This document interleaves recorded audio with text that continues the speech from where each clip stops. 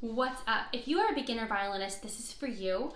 I was chatting with one of my students who is a newer violinist about what her practice routine should be, and I realized sometimes it's kind of hard to know as a beginner violinist when it's not something you've been doing forever. It's kind of hard to know what your practice routine should look like. So I thought I would share that with you guys and kind of walk you through kind of what it should look like. And I think there's two parts of your practice that you should be doing.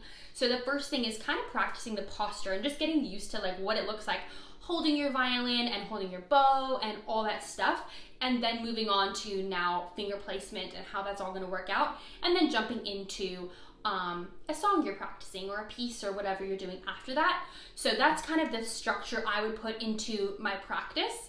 And the first thing I would start with is I would actually just start with the bow. So I would put your violin down and make sure you have a beautiful bow hold. Like that's the first thing that you should do. So I'm sure you know how to hold your bow, but we're gonna just review it just in case.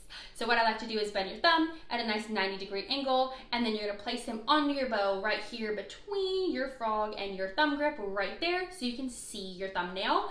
And then place your pinky up here on top. Your second and your third finger should be together here, squeezing. Your third finger kind of covers the eye of your frog there. And then your first finger is sitting here on the silver piece between these two knuckles right there. And that is your bow hold. So now that we have that set, we're gonna mess it up for a second, I'm sorry.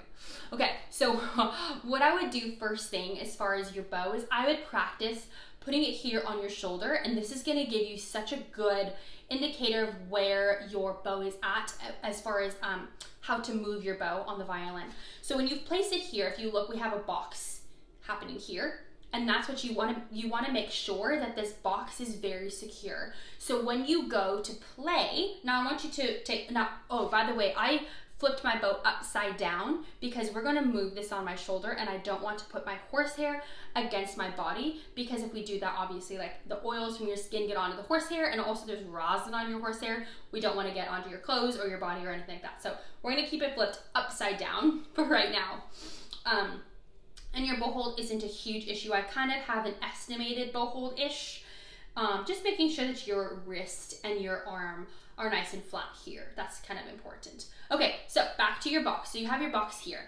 And now if you move your hand along your shoulder, I want you to think about where this movement is coming from.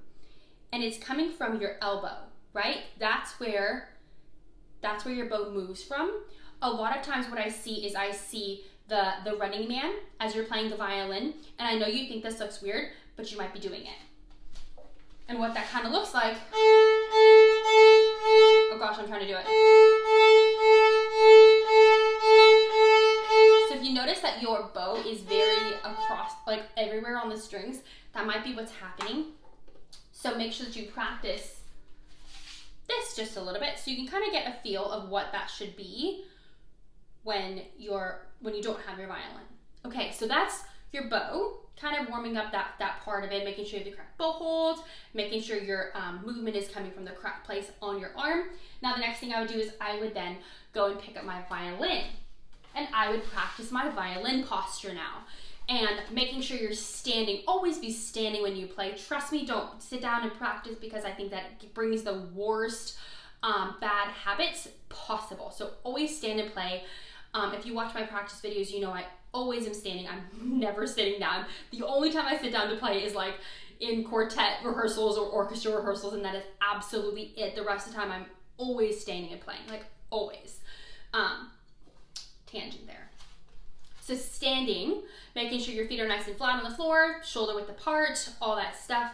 Now grab your violin, and how I like to do this when you're a beginner and you're still learning how to put your violin on your shoulder, I think it's the easiest thing to do is to stretch your hand out this way and then flip your violin up and bring it down to touch your head and then your chin and down to your shoulder. Now if you look, it's kind of, I wouldn't say it's a 90-degree angle, but it's almost a 90-degree angle on my body, and my violin is also parallel to the floor. So when I go to use, and then to put your chin on the chin rest, I like to kind of think of bringing my chin around and bringing it to the chin rest there. And then practice taking your hands down and just holding it.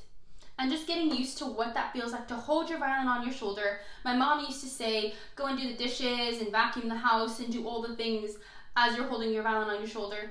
Obviously don't do that, but just kind of the idea is just to get really comfortable with it there on your shoulder. And now I would take it down. And another thing that helps is to actually bring it from rest position. This right here is rest position with your bridge facing out. So if you place your hand here on the body of the violin, and then you bring your violin out, flip it up, bring it around to touch your head, chin, shoulder, head around, chin on the chin rest. And literally just practicing that a few times to get yourself comfortable with how to put your violin on your shoulder. You won't have to go through the whole system anymore. You'll be able to just, that's how I put my violin on my shoulder, and that's how it goes.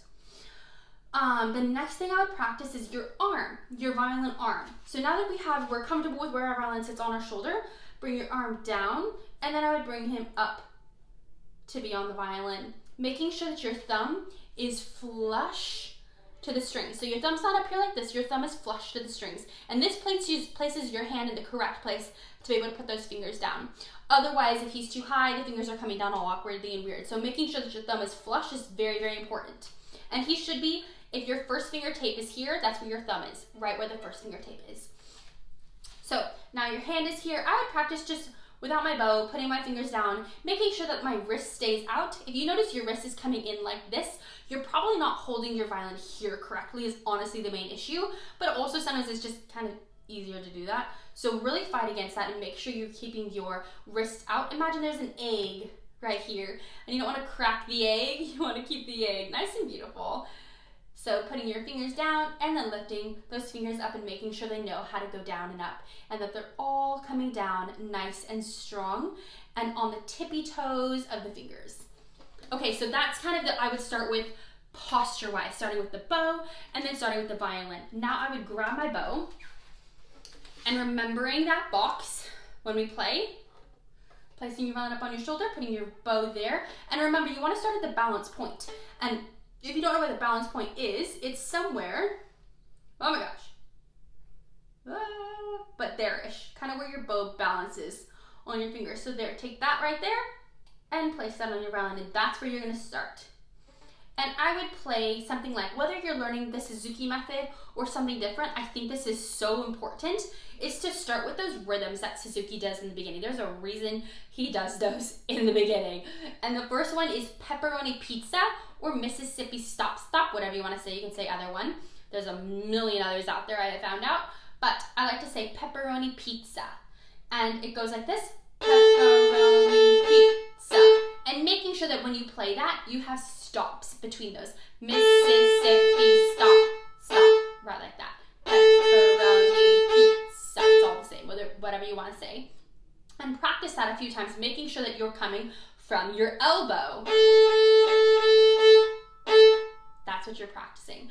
And then I would take it and go, put your hand down, and now let's practice playing those fingers. So let's play 0, 1, 2, 3 with your pepperoni pizza, which is gonna go like this. Pepperoni pizza. Then putting 1 down, 2, 3. And maybe coming back down.